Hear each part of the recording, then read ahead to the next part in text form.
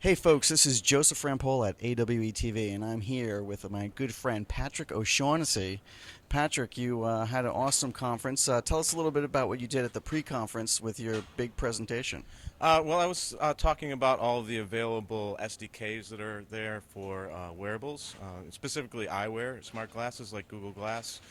So I went through an overview of what digital eyewear developers can get their hands on today or very soon, and it was four of them. I went through Google Glass and Vuzix M100, the Epson Moverio BT200, and the OptinVent Aura One, and it was really interesting because there's a lot of similarities between the eyewear, but the industry hasn't settled yet on the human factors of exactly what to put in an eyewear, so it was really enlightening. And so then I also talked about what third-party SDKs were specifically tailored to those digital eyewear, and then gave a little overview and flavor of what it's like to develop on those platforms.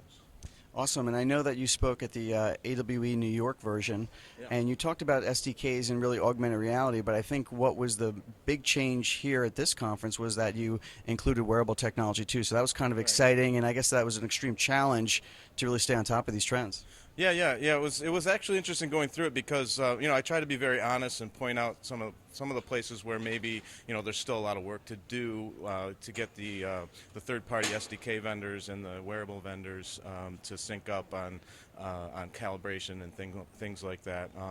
But I was really pleased to do the session. I got to, it was a lot of developers there, and it was a packed house. And for the first day of the conference, I was really heartened to see the energy in the room and see how many people came out, even like the day before the conference officially started. And that was really great. But yeah, it's really definitely early times, but it's just extremely exciting right now because we're finally with, especially with the Epson Moverios with the stereo see-through capability. We're seeing that this year we're starting to see the promise of true see-through stereographic augmented reality becoming a possibility. So. Awesome, awesome. So, what is the easiest way for people to get in touch with you at Patched Reality? You can just go to patchedreality.com.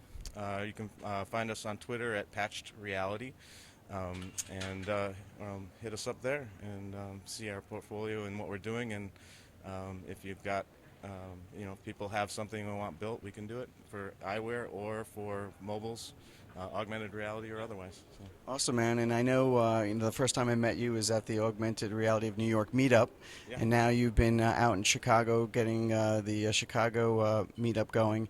And I really appreciate your contributions to the augmented reality and the augmented world community, because what you're doing with these education presentations and bringing that all together. I mean, that is really highly sophisticated stuff, and there's a huge void, I think, for people, programmers, developers, to kind of get this information and figure out how to do it. So keep up the good work. I appreciate it. Thank you too, and thanks for spreading the word and holding up the flag for augmented reality with AR Dirt and everything you do for AWE. So it's been awesome. No problem, man. Have a good conference. Thanks a lot. All right.